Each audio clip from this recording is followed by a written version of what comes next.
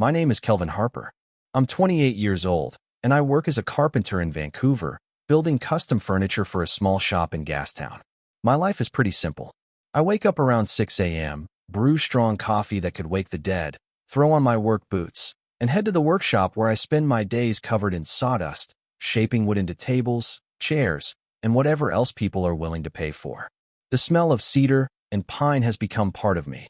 It clings to my clothes, my hair, even my truck. By the time I get home to my studio apartment near Commercial Drive, I'm usually too exhausted to do much more than heat up leftover pizza, crack open a beer, and watch whatever's on Netflix until my eyes get heavy. It's not the life I imagined when I was younger, but it's honest work. And after losing my older brother in a construction accident 3 years ago, I learned to appreciate the simple things. No drama, no complications. Just me, my tools, and the quiet rhythm of Vancouver's rainy nights. That Tuesday started like any other. I'd finished a long shift building a dining set for some tech exec in Kitsilano. My hands were sore, my back ached, and I just collapsed into bed when my phone lit up the darkness. 2:17 a.m. I groaned, squinting at the screen. Unknown number. My first thought was spam or a wrong number. But it kept ringing. Once, twice, 3 times. The vibration buzzed against my nightstand like an angry wasp. Finally, I answered. Hello. But before I tell you what happened next, do me a quick favor. Drop a comment right now telling me where you're watching this from and what time it is for you. I love seeing how far these stories travel. And if you're new here, hit that subscribe button and turn on notifications so you never miss a story. Trust me, this one's going to surprise you. Now let's get back to that phone call. The voice on the other end was soft, shaky, almost a whisper. Kelvin. I sat up in bed, confused.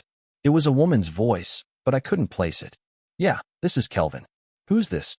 There was a pause, long enough that I thought maybe the call had dropped. Then I heard her breathing, uneven and fragile. It's Jade. Jade from high school. Jade Morrison. The name hit me like a freight train. I hadn't thought about her in years. We'd gone to the same high school in North Vancouver, shared a few classes, exchanged awkward smiles in the hallways. She was the girl everyone noticed. Long dark hair, sharp green eyes, always surrounded by friends. I was the quiet kid who kept to himself, more comfortable with a sketch pad than a conversation. We were never close. Just acquaintances who orbited the same space for 4 years and then drifted into separate lives after graduation. Jade. I repeated, my voice thick with sleep and confusion. It's been, what, 10 years? How did you even get my number? I found you on social media, she said quietly. I know this is crazy. I know it's the middle of the night and we barely know each other, but I didn't know who else to call. Her voice cracked on the last word, and I heard it. The sound I'd heard once before, the night my brother died. Raw, desperate fear. What's wrong? I asked, suddenly wide awake. She let out a shaky breath. I'm scared, Kelvin. I'm alone and I'm terrified and I need someone. Can you come over and be with me? Please. Every rational part of my brain screamed that this was insane. But something in her voice, something genuine and broken, made me reach for my jeans. Where are you? She gave me an address in Yaletown. A condo building near False Creek. One of those glass towers that cost more than I'd make in 5 years. I threw on a hoodie, grabbed my keys, and ran down to my truck. The streets were empty at this hour. Rain streaked across my windshield as I drove through the city, traffic lights turning green one after another like they were guiding me forward. My mind raced with questions. Why me? What kind of trouble was she in? And why reach out to someone she barely knew from a decade ago? 20 minutes later, I pulled up to her building. The lobby was all polished concrete and modern art that I didn't understand. A sleepy security guard waved me through after I gave Jade's name and unit number. I took the elevator to the 14th floor, my heart pounding harder with each passing floor. When the doors opened, I found her apartment at the end of the hall. I knocked softly. The door opened almost immediately.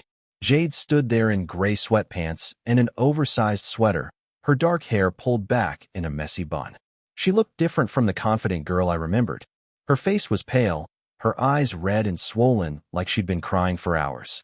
She was barefoot, arms wrapped around herself like she was trying to hold the pieces together. You came, she whispered, and the relief in her voice was overwhelming. I said I would. She stepped aside, and I walked into her apartment. It was beautiful.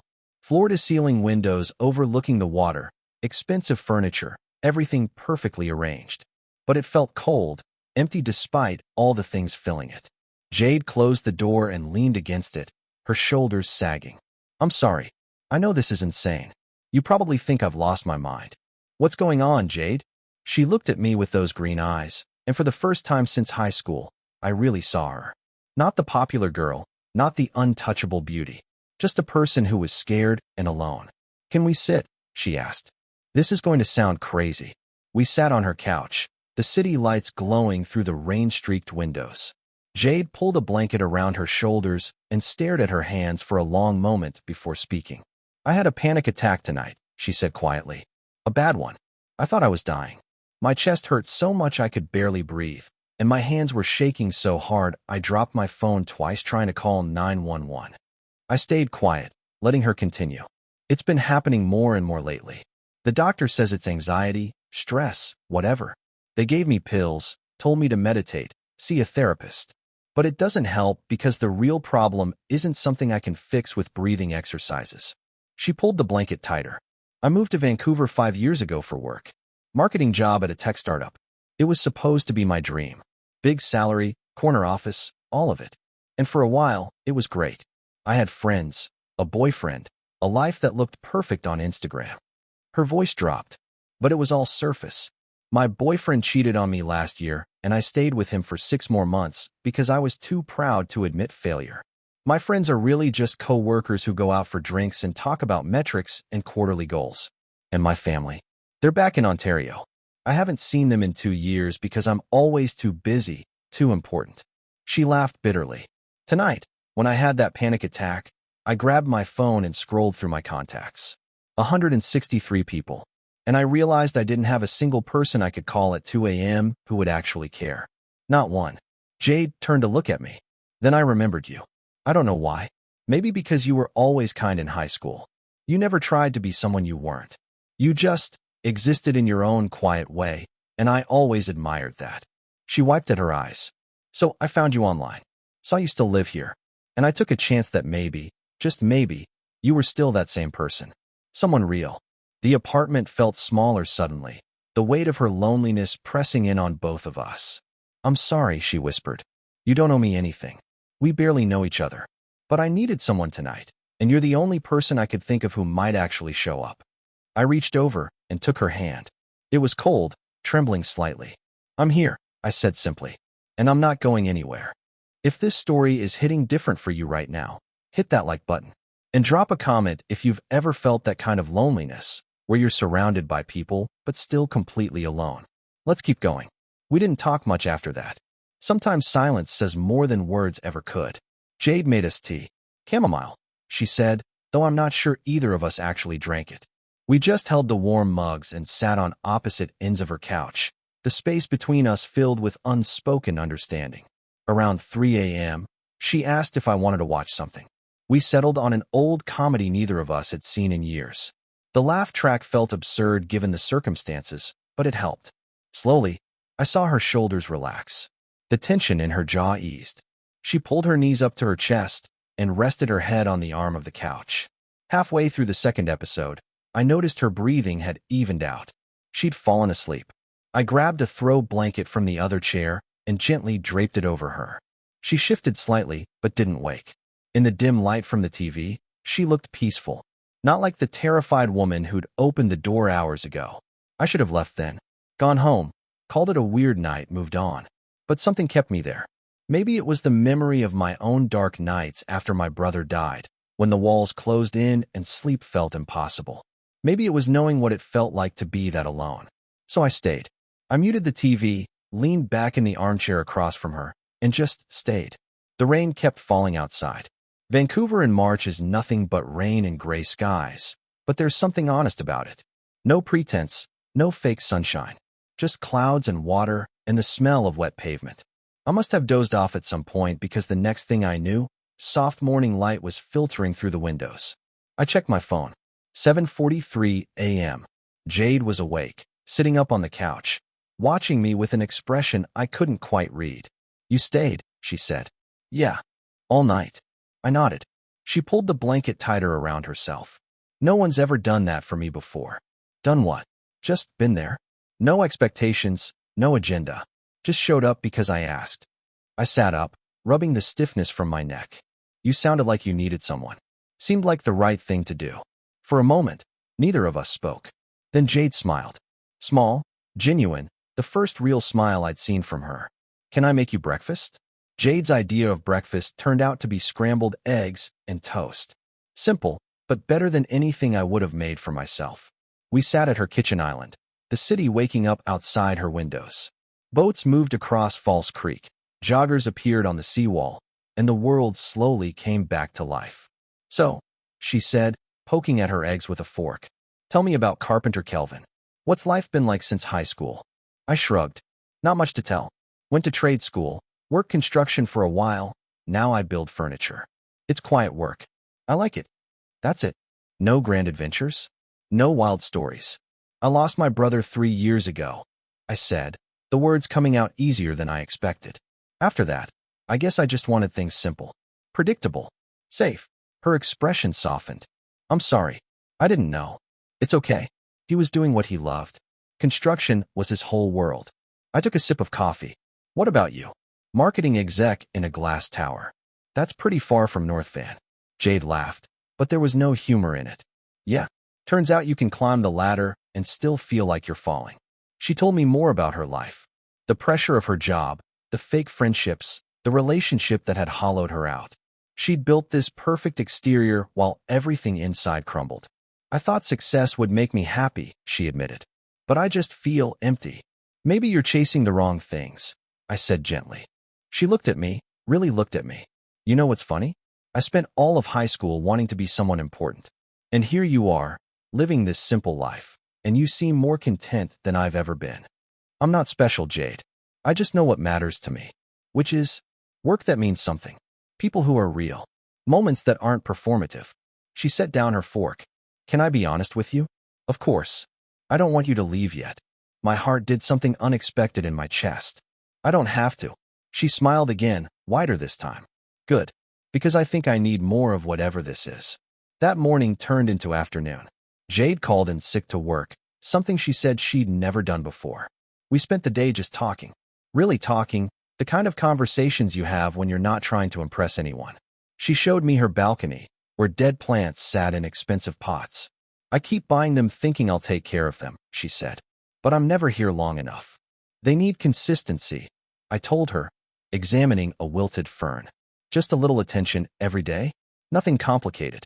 Kind of like people, huh? Yeah, kind of like people.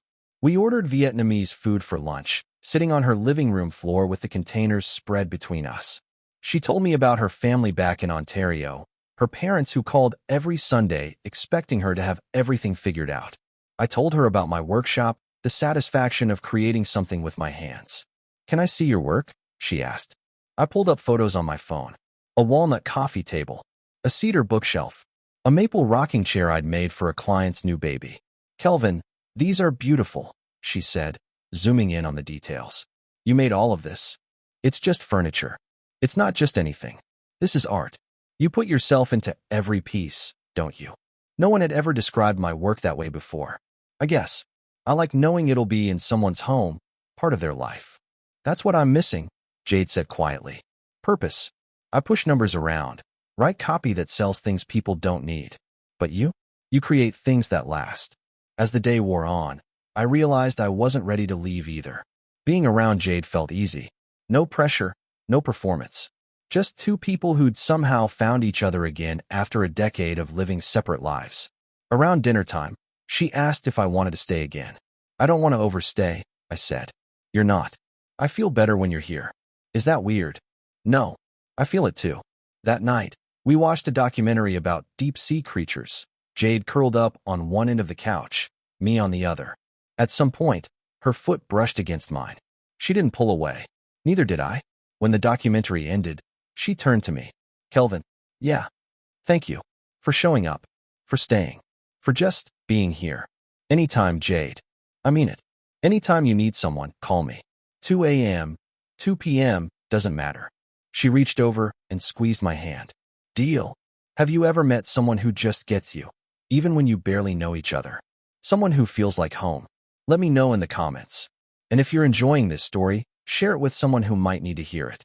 For the next 2 weeks, Jade and I fell into an unexpected rhythm. She'd text me after work, asking if I wanted to grab dinner or just hang out. Sometimes we'd meet at her place. Other times, I'd take her to my favorite spots around the city. A hole-in-the-wall ramen shop on Robson. The bookstore on West 4th where I'd spend hours browsing woodworking books. The seawall at sunset. She started showing up at my workshop on Friday afternoons, watching me work. She'd sit on a stool in the corner, laptop open, answering emails while I sanded and stained and assembled. The smell of sawdust didn't bother her. She said it was calming. "You're different here," she observed one day. "More yourself." "This is where I make sense," I said, running my hand along a piece of oak. "I wish I had that. A place where I make sense. Maybe you just haven't found it yet." But the more time we spent together, the more complicated things became. Because whatever this was between us, it wasn't just friendship anymore. It was lingering looks across the table, hands brushing when we walked, conversations that stretched past midnight. And I was falling for her. Hard. The problem was, I didn't know if she felt the same way. We'd never talked about what we were doing, never defined it. She'd called me that night out of desperation, not romance. Maybe I was reading too much into the way she looked at me, the way she always found excuses to be near. Then one night, everything shifted. We were at her place, cooking dinner together. While I was cooking, Jade was attempting to chop vegetables with the precision of someone who'd never held a knife. "You're going to cut yourself?" I said, moving behind her to guide her hands. "Like this. Let the knife do the work." I could feel her tense as I stood close, my chest against her back, my hands covering hers. She smelled like vanilla and rain. "Kelvin," she said softly, not moving. "Yeah." She set down the knife and turned to face me, still trapped in the space between my arms and the counter. Her green eyes searched mine. "What are we doing?" My heart hammered. "I don't know. What do you want us to be doing?" "I think," she started, then hesitated. "I think I'm terrified because you're the best thing that's happened to me in years, and I don't want to ruin it." "You won't." "How do you know?" "Because I feel the same way." She reached up, her fingers brushing my jaw. "I haven't been honest with you about something." "What?" "That night I called you. You weren't random. I'd been thinking about you for months. I remembered you from high school, looked you up, watched your life from a distance. And when everything fell apart, you were the only person I wanted." Her words hung in the air between us, heavier than anything I'd expected. "You've been thinking about me for months?" I repeated. Jade nodded, her cheeks flushing. "I know how that sounds. It's not like I was obsessed or anything. I saw your posts. The furniture you built. The way you talked about your work. You seemed genuine in a world where everyone's faking everything. And I kept wondering what my life would look like if I'd paid more attention to people like you in high school, instead of chasing popularity." She dropped her hand from my face, looking embarrassed. "That night wasn't really a panic attack. I mean, it was, but it wasn't random. I just ended things with my ex for real, finally. And I was sitting in this apartment, alone, surrounded by everything I thought I wanted, and I realized I had nobody. So I did something impulsive. I called you. Why didn't you tell me?" "Because it sounds insane. Hi, stranger from high school. I've been low-key thinking about you for months. Can you come keep me company?" You would have thought I was crazy. I stepped closer. "I drove across the city at 2 a.m. for someone I barely knew. I stayed all night on your couch. I've spent the last 2 weeks rearranging my life to be around you. You think that's rational behavior?" She looked up at me, hope flickering in her eyes. "Then why did you do it?" "Because the moment I heard your voice, something in me recognized something in you. And every minute since then has just confirmed it." "Confirmed what?" "That I was supposed to answer that call. That you were supposed to reach out. That maybe this whole thing, as crazy as it sounds, was exactly what both of us needed." Jade's breath caught. "Kelvin." I cupped her face in my hands. "I'm falling for you, Jade. Maybe I already have. And I don't care if it's fast or unconventional or if it started with a phone call at 2 a.m. It's real to me. It's real to me too," she whispered. Then she kissed me. It wasn't desperate or rushed. It was soft, tentative, like we were both afraid the moment might shatter if we pushed too hard. Her hands found my chest, fingers curling into my shirt. I pulled her closer, tasting chamomile tea and possibility. When we finally broke apart, she was smiling. Really smiling, the kind that reached her eyes. "So," she said breathlessly, "what now? what now turned into everything. Jade started spending more time at my apartment, which was a fraction of the size of hers, but somehow felt bigger. We'd cook simple meals together, sit on my worn couch, and talk about the future. She started seeing a therapist, working through the anxiety and loneliness she'd buried for years. She set boundaries at work, stopped answering emails at midnight, and actually started taking weekends off. I met her parents over video call. They seemed surprised but happy that their daughter had found someone who made her laugh. She met my small circle of friends, the guys from the workshop who gave me endless grief about dating someone out of my league. "She's not out of your league," my buddy Travis said while we were loading a cabinet into a client's truck. "You're just different leagues. And that's better." Jade scaled back her hours at work, eventually quitting the job that had been draining her. It was terrifying for her, walking away from the salary and the title, but she said it felt like breathing again. She started a consulting business from home, working with small companies on their branding. It was less money, but more fulfilling. She had control over her time, her clients, her life. And on her breaks, she'd come to the workshop. She started learning basic woodworking, asking me to teach her. She wasn't very good at first, her cuts uneven and her measurements off, but she kept trying. She built a small shelf for her balcony, then a planter box. Those dead plants? She replaced them with herbs and tomatoes that actually grew. "Look," she said one Saturday afternoon, showing me a tiny tomato. "I kept something alive." "You're keeping lots of things alive," I said, kissing her forehead. We took a trip to Ontario so she could visit her family. I met her parents properly, shook her dad's hand, helped her mom with dishes. They pulled me aside at one point. "She's different," her mom said. "Happier. Is that because of you?" "I think it's because of her," I replied. I just gave her a reason to slow down and look around. 6 months after that phone call, Jade moved out of her Yaletown condo. Not into my place. We weren't ready for that yet, but into a smaller apartment in Mount Pleasant. One with character, exposed brick, big windows that let in actual light. It was closer to my workshop, closer to the life she was building. She hung my handmade shelf on her living room wall, filled it with books and plants and photos of us. The first night in her new place, we ordered pizza and sat on the floor, her head on my shoulder. "Thank you," she said. "For what?" "For answering." A year after that 2 a.m. phone call, Jade and I took a weekend trip to Tofino. We rented a small cabin right on the beach, spent our days hiking through the rainforest and our nights watching the waves crash against the shore. On our last evening there, we sat around a fire pit as the sun set over the Pacific. The sky turned orange and pink, the kind of colors that don't look real but somehow are. "Can I tell you something?" Jade said, poking at the fire with a stick. "Always. That night I called you. I was at my lowest point. I genuinely didn't know if I wanted to keep going. Everything felt pointless." My chest tightened. "Jade, but then you showed up. This person I barely knew, who had every reason to ignore my call, and you just showed up. You didn't try to fix me or give me advice. You just sat with me, and that changed everything." She turned to look at me, her eyes reflecting the firelight. "You gave me something to hold on to when I had nothing. And slowly, day by day, you helped me remember who I was before I lost myself in that life. You made me believe I could be happy again." I took her hand. "You did the same for me. I was going through the motions, keeping my head down, not really living. And then you called, and suddenly I had a reason to show up fully. You reminded me what it feels like to care about someone. We're kind of a mess, aren't we?" she said with a small laugh. "The best kind of mess." She leaned against me, and we sat in comfortable silence, watching the fire burn down to embers. The ocean roared in the background, relentless and constant. "Kelvin," she said eventually. "Yeah. If I call you at 2 a.m. 20 years from now, will you still answer?" I kissed the top of her head. Every single time.